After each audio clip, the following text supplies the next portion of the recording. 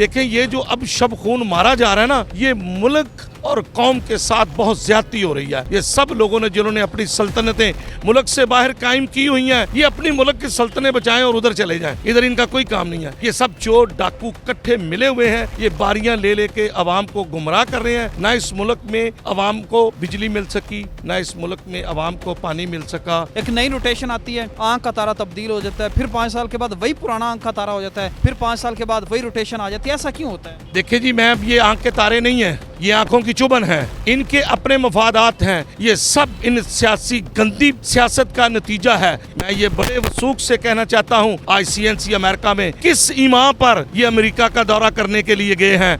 Prime minister काकड़ से भी लानत है कि इसने CNC से बगैर मशवरे के अकेले उसको क्यों जाने दिया। साथ जाएं अगर जरूरत है तो ये क्या करेंगे। मैं अभी फिर वही रिक्वेस्ट करूंगा CNC से, क्योंकि मैं एक फौजी का बेटा हूँ, पाकिस्तान के सबसे पहले chief justice of supreme court का पोता हूँ। मेरे दादा का नाम मियां सरशफी और मियां राशिद है। हमारे साथ बाइज़त शहरी मौजूद है, उनसे जानते हैं कि वो इस पर बतौर पाकिस्तानी शहरी क्या सोचते हैं। अस्सलाम वालेकुम। वालेकुम अस्सलाम रहमतुल्लाह। देखिए जी, मैं पाकिस्तान से मैं रिलेटेड एक सियासी आदमी हूँ और पाकिस्तान में सबसे पुरानी मेरी पार्टी है और मैंने 1974 से पॉलिटिक्स शुरू की हुई है। अब तो मेरी जरा मैंने सुन्नत रसूल रखी है, इस वजह से मतलब मैं लोग पहचानते नहीं, मेरी बड़ी बड़ी मूछें थी। मैं एक और देखें ये जो अब शब खून मारा जा रहा है ना, ये मुल्क और कौम के साथ बहुत ज्यादती हो रही है। कोई वाली वारिस नहीं है। एक ही आस लगी हुई है सिर्फ CNC पे, आर्मी पे, अस्करी क़यादत पे लगी हुई है कि अस्करी क़यादत को रास्ता निकाले। अगर अस्करी क़यादत ने यही चोरों को दोबारा लाना था तो फिर इनको बाहर क्यों भिजवाया? उस वक्त भी वही अस्करी क़यादत ने फैसले किए, आज भी वही अस्करी क़यादत फैसले करके उनको ला के हमारे सरों पर बिठा रही है। ये सब लोगों ने जिन्होंने अपनी सल्तनतें मुल्क से बाहर कायम की हुई हैं, ये अपनी मुल्क की सल्तनतें बचाएं और उधर चले जाएं। इधर इनका कोई काम नहीं है। इनको चाहिए, CNC से मैं रिक्वेस्ट करूंगा, हम रिक्वेस्ट करूंगा कि जो अवाम में इनके लिए नफरत पाई जाती है उसको ख़त्म करने की कोशिश करें। ऐसे चेहरे सामने लेकर आएँ जो इस मुल्क की बका के लिए और आने वाले वक्तों में इस मुल्क के लिए कुछ कर सकें। ये सब चोर डाकू इकट्ठे मिले हुए हैं, ये बारियां ले लेके अवाम को गुमराह कर रहे हैं। ना इस मुल्क में अवाम को बिजली मिल सकी, ना इस मुल्क में अवाम को पानी मिल सका, ना इस मुल्क में गैस मिल सकी, जो बुनियादी सहूलतें हैं। ना इस मुल्क में अब किसी गरीब के बच्चों को स्कूल की सहूलतें मिल सकी, ना इसमें कोई अच्छी पार्कें मिल सकी, ना कोई सैर व तफरी के मुकाम कर सके।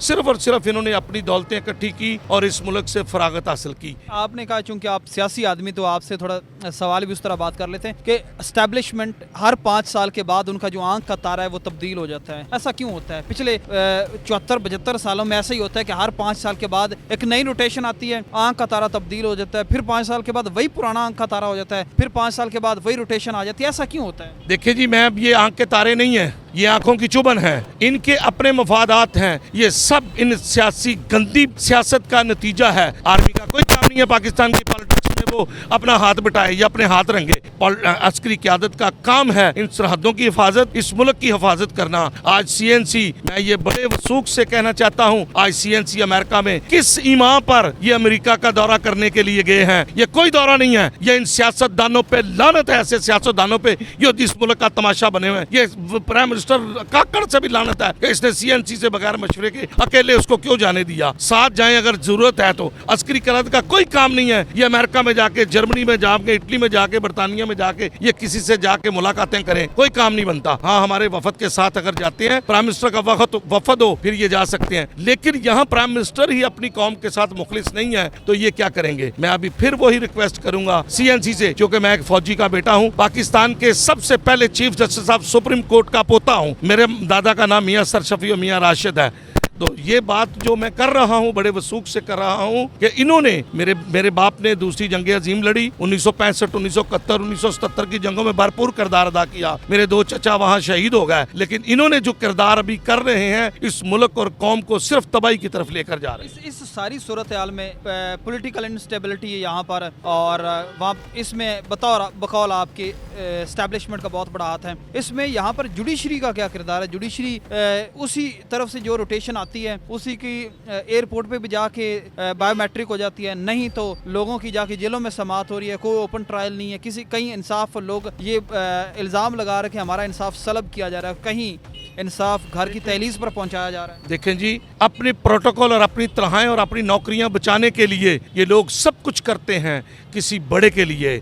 कोई काम नहीं है काजी फैज ईसा का कि काजी फैज ईसा पार्लियामेंट हाउस में जाके बैठे और पार्लियामेंटेरियन के साथ बैठ के खिताब सुने और करे, ये कोई काम नहीं है। देखें, ये मुल्क की बसात लपेटी जा रही है, समझ नहीं आ रही लोगों को ये लोग किस तरफ ये ऊंट करवट लेगा। खुदा की कसम खाकर कहता हूँ, इस वक्त इस मुल्क के साथ कोई मुखलिस नहीं है, सब अपनी अपनी मदारियां राग अलाप रहे हैं और इसी राग के नतीजे में ये सारा कुछ तबाही बर्बादी की तरफ जा रहा है। कोई इस मुल्क की फिक्र नहीं कर रहा, सब अपनी यूनिवर्सिटियां और अपनी स्टेट्स बाहर के मुल्कों में बनाने के चक्कर में है और सब इधर इसी तरह, कोई इत्तेसाब करने वाला नहीं है। मैं प्रेसिडेंट परवेज मुशर्रफ के साथ 10 साल 12 साल मैंने गुजारे और मैंने 2 बातें उनको कही। मैंने कहा, प्रेसिडेंट साहब 2 काम कर जाओ, आपका इस कौम पे बहुत बड़ा एहसान होगा। सबसे पहले कालाबाड़ डैम बनवा दो, आप बनवा सकते हो। दूसरा, एहतसाब का अमल तेजी से कड़ा कर दो, इससे जो गुजरेगा वही इस पाकिस्तान की पॉलिटिक्स का हकदार होगा, अदरवाइज नहीं। उन्होंने मुझे एक बात बड़ी अच्छी कही, उन्होंने कहा, मियां साहब बिच्छू मारने के लिए अगर एक ईंट उठाता हूं ना तो उसके नीचे 100 बिच्छू बैठे हुए हैं। अब उस एक बिच्छू को मारने के लिए उस 100 को आजाद कर दूं, ये सारा आवे का आवा बिगड़ा हुआ है। मैं कहां जाऊं, मुझे समझ नहीं आती कि अब मैं किस तरफ इस ऊंट को किस करवट बैठाऊं।